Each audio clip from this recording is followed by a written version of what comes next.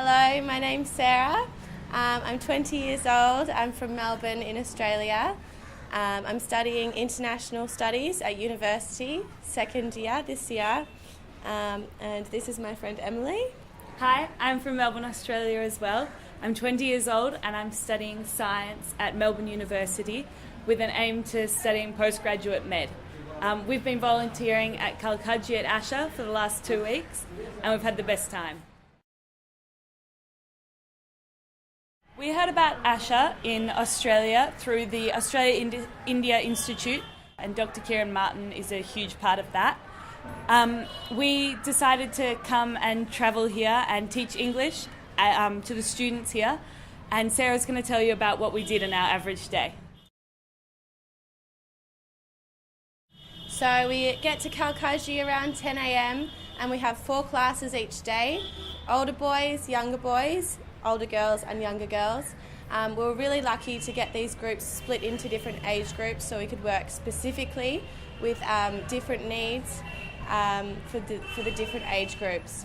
We stopped and had lunch in the middle of the day with the community health volunteers, which was also amazing. We got to try some of their lunches some days, so yeah, all in all it was really amazing. Just before lunchtime some days we also went for tours through the slums and got to meet people who lived there and learn about their lives and see their homes. We also shadowed some doctors in the health clinics there, so we got to learn about another facet of Asha's work in the slums. With the older students, we had the older girls and the older boys, and primarily we focused on more conversational English rather than textbook English, because by the time they reach 17 years of age or 18, high school and going into college, they have all of the textbook grammar completely perfect. However, the speaking English is really, really lacking. So with the older kids, we more focused on speaking proper English rather than the textbook stuff. Not being here for long, we decided that the best way that we could make a difference to their English was, as we're first language English speakers and their teachers at school aren't, it was important that we reinforce things that we take for granted having grown up in an English community, like a diversity of emotions. When you're asked, how are you? The automatic response is, I am fine. But we wanted to try and make their language more natural and more appealing to a first language English speaker. So we focused on asking questions and introductions and really making that more natural so they can be appealing in a job interview or when they meet someone who they need to make a good impression.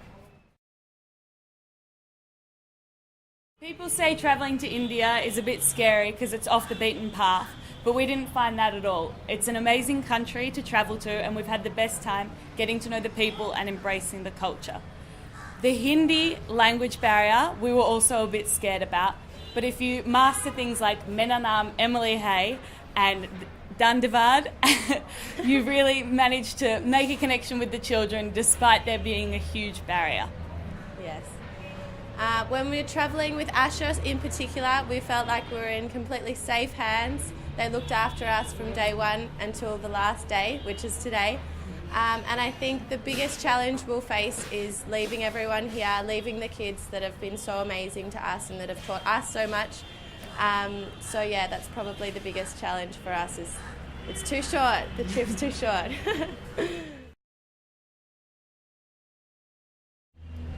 Like any kids, the children at Asha love arts and crafts. Anything you can fit in your bag is worth bringing over. I ended up with some hand cutouts that I found at a $2 shop in Australia and some feathers and pom-poms and glitter pens and pencils, and we made high fives for them to stick up at home and up in the classroom for a bit of inspiration when they didn't feel like studying anymore. We bought Go Fish with the alphabet that they ended up ordering in a race, A to Z, and we played Go Fish with the kids. Anything you can think of, they absolutely love and really, really will appreciate the effort. In regards to the actual lessons, obviously the first few lessons you can work on introductions and just getting to know each other. But for the remainder of your time, it's really important to have a bit of a lesson structure in your head before each day. And it's difficult to know what to teach them before you get here, but definitely after the first few classes you can come up to speed with where they're at high school and go from there and make sure that you are as efficient as possible, especially with the older kids, in the hour that you get each day with them. In the couple of days that we've been here, we've seen an amazing improvement, and a really important thing to remember is revising the last class at the beginning of the next one.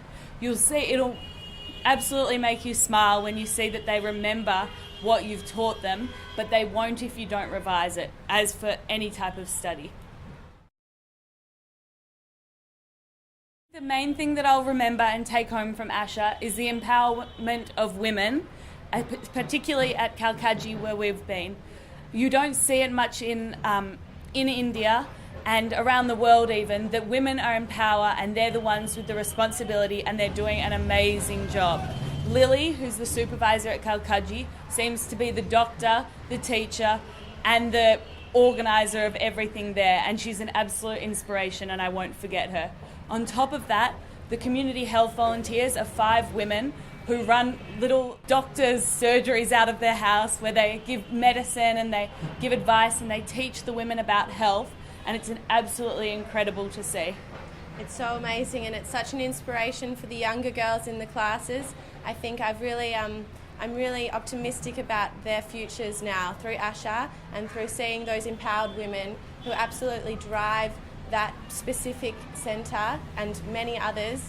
For those young girls, it's a truly inspirational future. It made us so happy yesterday when we asked what the girls wanted to be, and they said teachers and doctors and nurses, and we honestly think that through Asha, if they work as hard as they can get there.